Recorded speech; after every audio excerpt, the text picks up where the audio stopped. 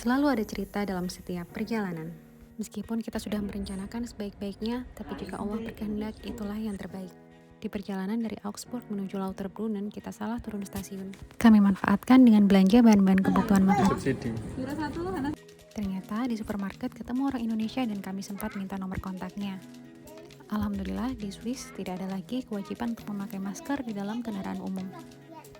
Sepanjang perjalanan kita disuguhi khas pemandangan di Swiss, yaitu hamparan pegunungan Alpen.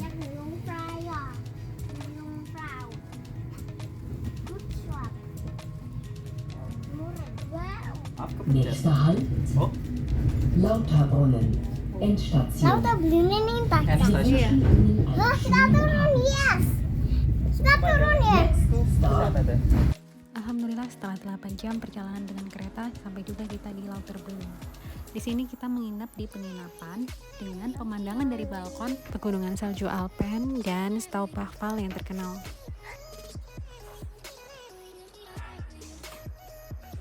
Di situ kita bisa masak sendiri, pelatannya sudah disiapkan. Ada gelas Dan boleh ya. kita bisa makan sendiri di ruangan makan. Setelah makan, tuh kita tuh bisa tidur bersama Oke, kan. udah siap. Besoknya kita persiapan mau keluar ke Jungfraujoch, Top of Europe.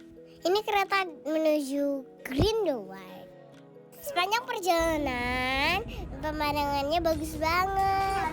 Ada sungai, ada gunung, ada padang rumput, hewan-hewan, bukit salju. Nah, di situ juga ada rumah-rumah. Dari terminal Grindelwald, kita naik Eiger Express atau kereta gantung menuju ke Jungfraujoch. Nggak ada orangnya karena mereka sudah turun di puncaknya situ. Ya kan? Iya, mereka udah main. Kita di atas gunung loh.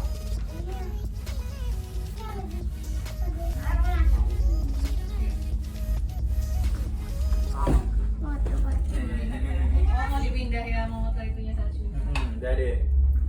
Habis itu kita pindah naik Jungfraubahn. Perjalanan di dalam tunnel selama 20 menit.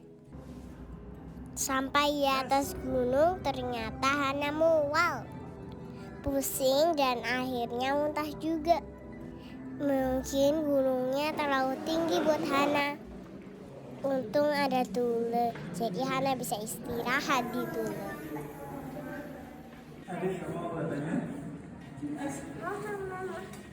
Oh ya, kayak main ice skating. Masih agak pusing, tapi Hana mau coba main di atas es.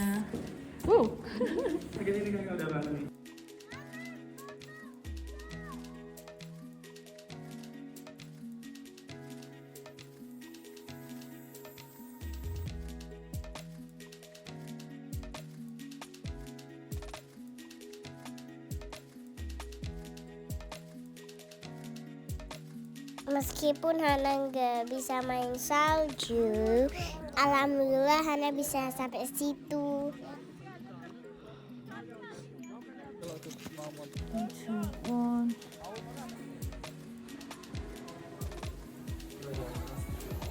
Akhirnya dapat coklat loh dari petugasnya itu.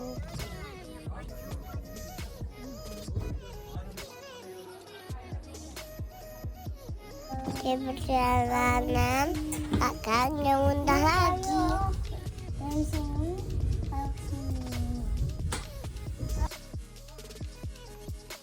pulangnya kita lapar banget.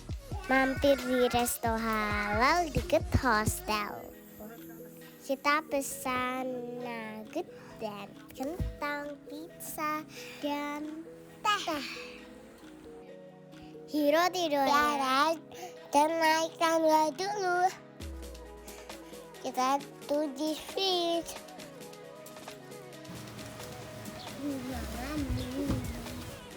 Ini hari terakhir kita di Lauterbrunnen sebelum kita harus kembali lagi ke Bremen.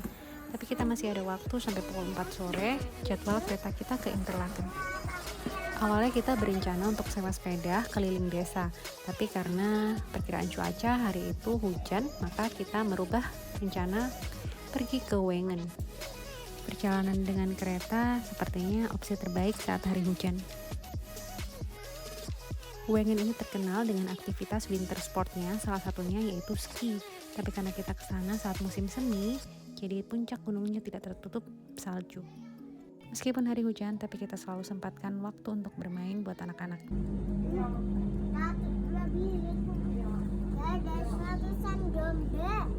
Banyak ya? Dada. Kata Hiro dada sheep. Dada apa, Dek?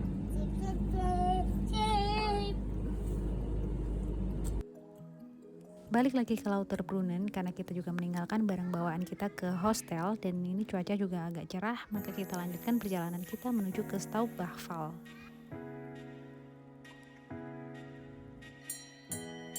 Nggak lupa mampir mengunjungi sapi-sapi Swiss yang khas dengan lonceng. Aku udah main sapi deh. Hana juga. Domba deh. Ayam bebek. Sampai juga kita ke Staubachfall, yaitu air terjun tertinggi yang ada di Lauterbrunnen ini. Akses menuju air terjunnya sedang ditutup dan akan dibuka pada saat musim panas. Senang sekali akhirnya bisa sampai sini dan menikmati pedesaan ala Swiss. Ketika akhirnya waktu pulang tiba, baru cek aplikasi kereta, jadwal kereta kita dari Interlaken ke Spies itu di cancel. Masih ingat orang Indonesia yang kita temui di Interlaken saat kita salah turun kereta? Beliaulah yang akhirnya menjemput kita dari stasiun Interlaken dan mengantarkan kita menuju ke Spies. Liburannya Alhamdulillah akhirnya kita bisa juga berada di kereta menuju ke Bremen. Di laut. Harus sediakan banyak aktivitas buat anak-anak karena perjalanan kita masih panjang dan kita harus pindah-pindah kereta. Seperti ini contohnya dari Basel menuju ke Bremen, kita harus berhenti dulu di Mannheim jam 10:30 malam. Dari Mannheim kita lanjut transit 2 jam di Köln.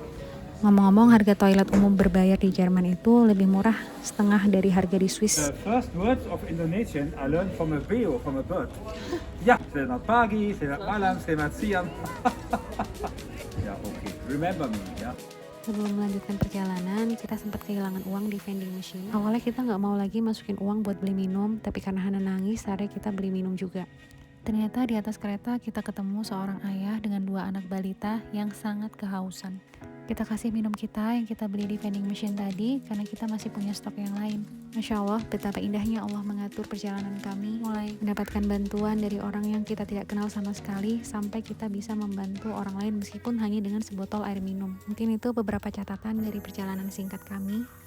Dan tiba pada kesimpulan bahwa suatu perjalanan itu bukan tentang tujuan akhir, tapi dengan siapa kita melakukan perjalanan, bagaimana mencari solusi dalam setiap permasalahan,